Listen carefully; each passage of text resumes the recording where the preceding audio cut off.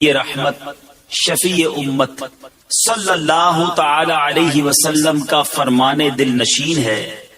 جب جمعرات کا دن آتا ہے اللہ عز و جل فرشتوں کو بھیجتا ہے جن کے پاس چاندی کے کاغذ اور سونے کے قلم ہوتے ہیں۔ وہ جمعرات اور شب جمعہ مجھ پر کثرت سے درود پاک پڑھنے والوں کے نام لکھتے ہیں۔ جتنا ہو سکے شب جمعہ پھر روز جمعہ درود پاک کثرت سے پڑھیں، انشاءاللہ اس کی خاص برکتیں نصیب ہوں گی۔ درود پاک کی فضیلت پر مشتمل حدیث پاک فرمان آخری نبی رسول ہاشمی صلی اللہ تعالی علیہ وسلم ہے، بے شک تمہارے نام پہچان کے ساتھ مجھ پر پیش کیے جاتے ہیں، لہذا مجھ پر احسن یعنی بہترین الفاظ میں درود پاک پڑھو۔ یعنی پیارے آقا کی بارگاہ میں ہمارے نام کے ساتھ درود پیش کیے جاتے، تو بہترین انداز میں، اچھے انداز میں، عشق و محبت کے انداز میں ہمیں درود پاک پڑھنا چاہیے۔ کیا خوبصورت اشعار صلاۃ السلام کے ہے نا، کعبے کے بدر الدجا تم پہ کروڑوں درود، طیبہ کے شمس الضحا تم پہ کروڑوں درود، تم سے جہاں کا نظام تم پہ کروڑوں سلام، تم پہ کروڑوں ثنا تم پہ کروڑوں درود۔ تو کثرت سے درود پاک پڑھتے رہا کریں۔ آج قرآن پاک کی کون سی آیت ہے؟ آج پارہ 1 ہے، سورہ بقرہ ہے، آیت نمبر 106 اور 107۔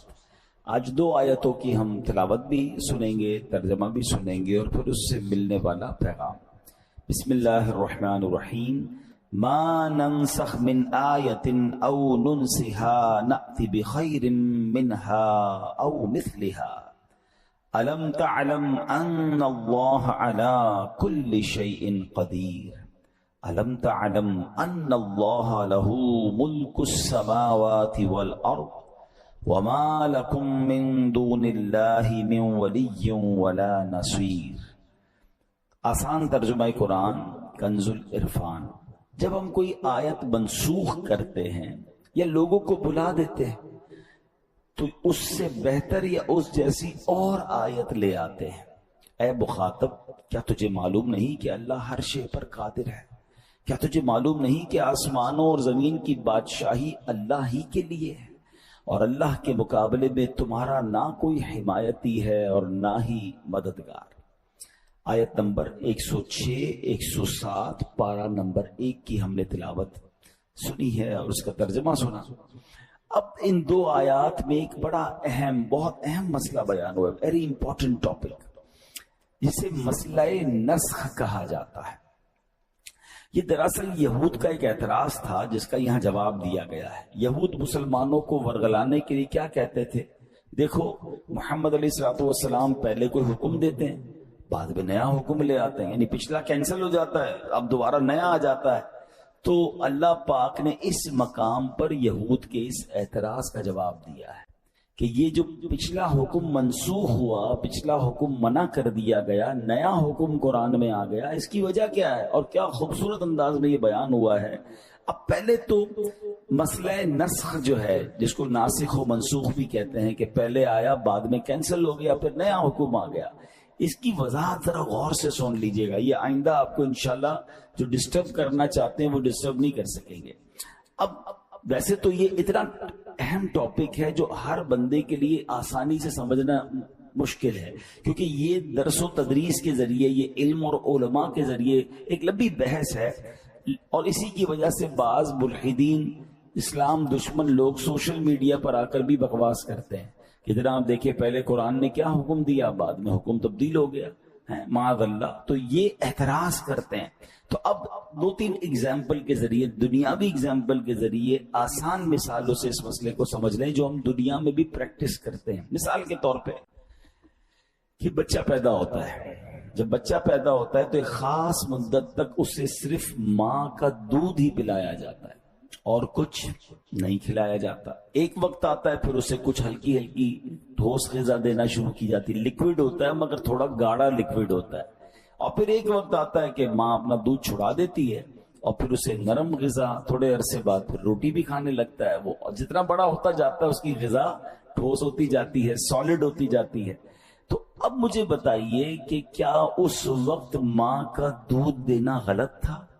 کوئی بے وقوفی کہے گا نا کہ جناب پھر ماں کا دودھ کیوں دیا تھا، اگر اس کو آخر میں روٹی کھلانی تھی تو ماں کا دودھ نہیں دینا تھا۔ بھائی اس وقت ماں کے دودھ کی ضرورت تھی، گریجولی وہ بڑا ہوا تو نرم غذا پر آیا، اب گریجولی بڑا ہوا تو پراپر کھانے لگ گیا۔ اس وقت کی ضرورت وہ تھی، اس کے بعد ضرورت بدلتی گئی، بچہ اسٹرانگ ہوتا گیا، اس کی غذا بھی اسٹرانگ ہوتی گئی۔ بات سمجھ آ رہی ہے؟ ایک اور ایگزامپل سے سمجھیے، ہم ڈاکٹر کے پاس جاتے ہیں، ڈاکٹر ہماری طبیعت دیکھ کر کوئی دوائی دیتا ہے، کہتا ہے ایک ہفتے بعد دوبارہ آنا، ہم ہفتے بعد جاتے، کہتا ہے اب یہ دوائی بند کر دو، اب یہ دوائی شروع کر دو۔ تو کوئی بے وقوف آدمی کہتا ہے ڈاکٹر صاحب وہ دوائی پھر کیوں دی تھی، آپ نے پھر غلط تھا آپ کا فارمولا۔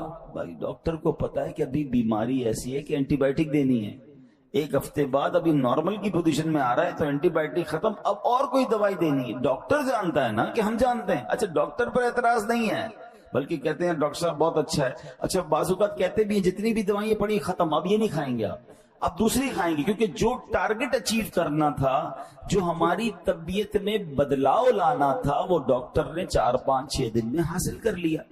ٹھیک ہے نا؟ تو اب یہ جراثیم وہ ختم ہو گئے، بیکٹیریا ختم ہو گئے، اب وہ کسی اور طرف ہمیں لے جاتے ہیں۔ اللہ اکبر، جب ڈاکٹر کی بات سمجھ آ رہی ہے، اچھا اس کی بہت ساری مثالیں دی جا سکتی ہیں، لیکن میں صرف 2 ایگزامپل کے ذریعے سمجھائی جو ہم سب ایکسپیرینس کرتے ہیں۔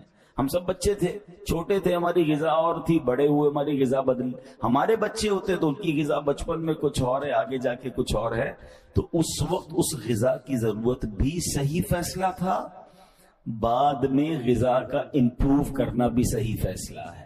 اس وقت اس دوائی کا ڈاکٹر کا فیصلہ بھی ٹھیک تھا، بعد میں اس دوائی یا اس فارمولے یا اس کورس کو ختم کر کے دوسرا کورس شروع کرنا بھی ڈاکٹر کا عموماً صحیح فیصلہ ہوتا ہے۔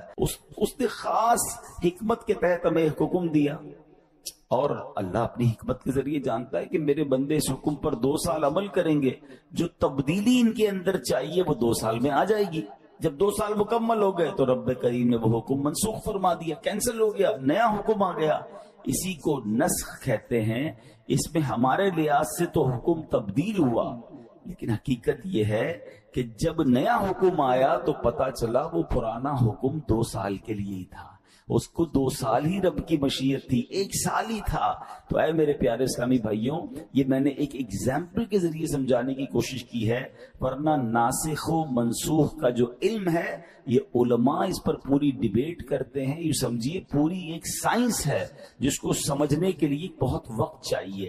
اب آتے ہیں، جو بندہ درس و تدریس سے وابستہ ہو، جو قرآن کا درس دیتا ہو نا، اس کے لیے ایک لازمی چیز یہ ہے کہ وہ مسئلہ نسخ کو اچھی طریقے سے سمجھتا ہو کہ کون سی آیت پہلے نازل ہوئی، کون سی بعد میں نازل ہوئی، کس حکم کو منسوخ کر دیا گیا، کون سا حکم ابھی باقی ہے، یہ تفصیلات معلوم ہونی چاہیے۔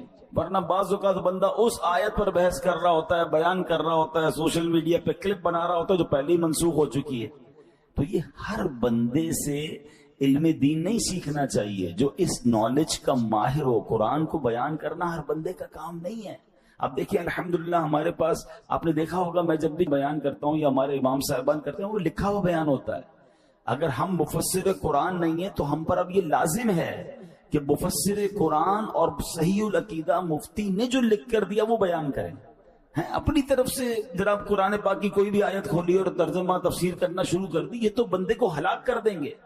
اب آپ میں سے کسی کے ذہن میں سوال آئے گا، کیا اس کا مطلب قرآن کو کوئی بیان کرے گا اور ہلاکت ہوگی؟ اب غور سے سنیے جو میں بتانے جا رہا ہوں۔ مولا علی شیر خدا کرم اللہ تعالی وجہ الکریم، ان کے علم کا عالم کیا ہے؟ ان کے علم کی تو مطلب اس کی دلیل دینے کی ضرورت نہیں، نبی پاک کا یہ جملہ ہی کافی ہے کہ میں علم کا شہر ہوں اور علی اس کا دروازہ ہے۔ آپ کیسے عالم تھے نا، سنیں مولا علی کا کیا زبردست مائنڈ سیٹ تھا۔ آپ مسجد میں آئے، دیکھا ایک شخص بیان کر رہا ہے، آپ اس کے پاس گئے، کیا تم قرآن کے ناسخ و منسوخ کو سمجھتے ہو؟ تو عرض کیا حضور میں تو نہیں جانتا اس کے بارے میں۔ تو آپ نے اس بندے کو مسجد سے ہی باہر نکال دیا۔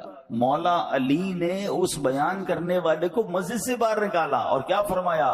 ہلکتا و اہلکتا، یعنی تو خود بھی ہلاک ہوا اور تو نے دوسروں کو بھی ہلاکت میں ڈال دیا۔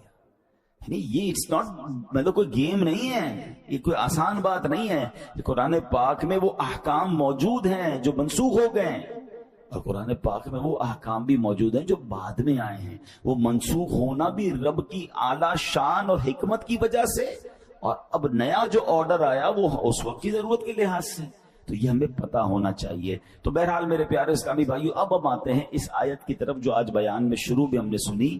اللہ کریم قرآن پاک میں فرماتا ہے ما ننسخ من آیت او ننسها نأتی بخیر منها او مثلها۔ اور جب ہم کوئی آیت منسوخ کرتے ہیں یا لوگوں کو بھلا دیتے ہیں تو اس سے بہتر اس جیسی اور آیت لے آتے ہیں۔ یعنی اللہ پاک جو بھی حکم منسوخ فرماتا ہے اس کی جگہ ایسا حکم نازل فرماتا ہے جو پہلے والے حکم سے زیادہ آسان، بندوں کے حق میں زیادہ ثواب والا، اس سے بہتر ہوتا ہے۔ یہ اسی کی مثل نیا حکم نازل فرما دیتا ہے۔ یاد رکھیں کہ یہ ناسخ اور منسوخ، یعنی یہ منسوخ فرمانا جو ہے یہ کوئی عیب نہیں ہے، معاذ اللہ یہ کسی جہالت کی وجہ سے نہیں ہے، بلکہ اللہ قرآن میں فرماتا ہے الم تعلم ان اللہ علی کل شیء قدیر، اے مخاطب کیا تجھے معلوم نہیں کہ اللہ ہر شے پر قادر ہے۔ سبحان اللہ، یعنی یہ حکم کا بدلنا، اس کائنات کا نظام حکمت سے چلانا اسی لیے ہے کیونکہ اللہ ہر چیز پر قدرت رکھتا ہے۔ یہ اس کی قدرتوں کا نشان ہے کہ وہ رات کو بدل کر دن بنا دیتا ہے، دن کو بدل کر رات بنا دیتا ہے، بہار کو خزاں میں تبدیل فرما دیتا ہے، خزاں کو بہار بنا دیتا ہے، سمندر کو بخارات اور بخارات سے بادل اور بادل سے بارش برسا کر پھر سمندر بنا دیتا ہے۔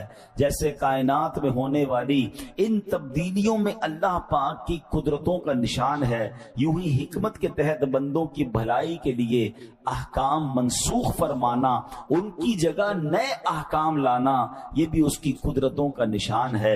مزید فرمایا الم تعلم ان اللہ لہ ملک السماوات والارض، کیا تجھے معلوم نہیں کہ آسمانوں اور زمین کی بادشاہی اللہ ہی کے لیے ہے۔ یعنی یہ مت سمجھ لینا کہ رب کریم کا بندوں کی بھلائیوں کا یوں خیال فرمانا کسی محتاجی کے سبب ہے، نہیں نہیں، وہ مالک کریم ہے۔ زمین اور آسمان اور اس کے درمیان جو کچھ ہے سب کا وہی مالک ہے، وہ ایسا مالک ہے کہ اس جیسا اور کوئی نہیں۔ زمین و آسمان میں اس کا حکم نافذ ہے، لہٰذا وہ جو چاہے اپنے بندوں کو حکم ارشاد فرمائے۔ بندوں کا کام اعتراض کرنا نہیں، بندوں کا کام حکم ماننا ہے، لبیک کہنا ہے۔ لہذا نسخ پر اعتراض مت کرو، جو حکم دیا جا رہا ہے اس پر عمل کرو۔ اور یاد رکھو، اب آیت کا اگلا حصہ سنیں، وَمَا لَكُم مِّن دُونِ اللَّهِ مِن وَلِيٍّ وَلَا نَصِيرٍ، اور اللہ کے مقابلے میں تمہارا نہ کوئی حمایتی ہے اور نہ ہی مددگار، یعنی اللہ پاک کے مقابلے میں تمہارا کوئی مددگار نہیں ہے، نہ کوئی دوست ہے، بس اللہ کے احکام کو مضبوطی سے تھام لو۔ اے میرے پیارے اسلامی بھائیوں، اب ذرا آگے چلتے ہیں، اس آیت کو اور مزید ایلوبریٹ کرتے ہیں اور اس کی خوبصورت موتی تلاش کرتے ہیں۔ اللہ فرماتا ہے الم تعلم ان اللہ لہ ملک السماوات والارض، کیا تجھے معلوم نہیں کہ آسمانوں اور زمین کی بادشاہی اللہ ہی کے لیے ہے؟ میرا بھی مالک وہ عظیم و حکیم رب ہے، آپ کا بھی مالک وہی ہے، زمین و آسمان کی ہر چیز کا وہی مالک ہے، وہی مددگار ہے، وہی کارساز ہے۔ سبحان اللہ، ہم